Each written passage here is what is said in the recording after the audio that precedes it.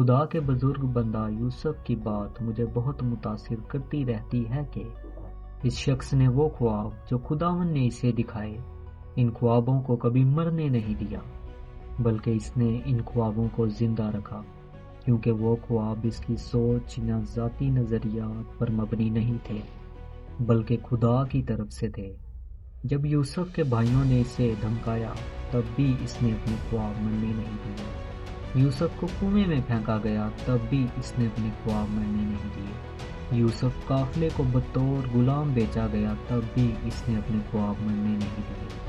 جب یوسف ملک مصر میں پہنچا، تب بھی اس نے اپنے خواب مرنے نہیں دیے۔ یوسف غلام بنا رہا، تب بھی اس نے اپنے خواب مرنے نہیں دیے، حتیٰ کہ پوتیفار کی بیوی کی جانب سے اس پر جھوٹے الزام لگائے گئے اور ان جھوٹے الزامات کی بنا پر وہ قید میں رہا، تب بھی یوسف نے اپنے خواب مرنے نہیں دیے، بلکہ اپنے خوابوں کو زندہ رکھا۔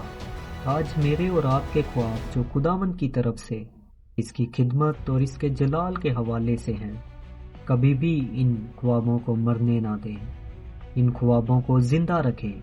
خدا اپنے بندہ یوسف کی طرح ہمیں بھی سرفراز کرے گا، بشرطیہ کہ ہم اپنے خوابوں اور رویا کو مرنے نہ دیں بلکہ زندہ رکھیں۔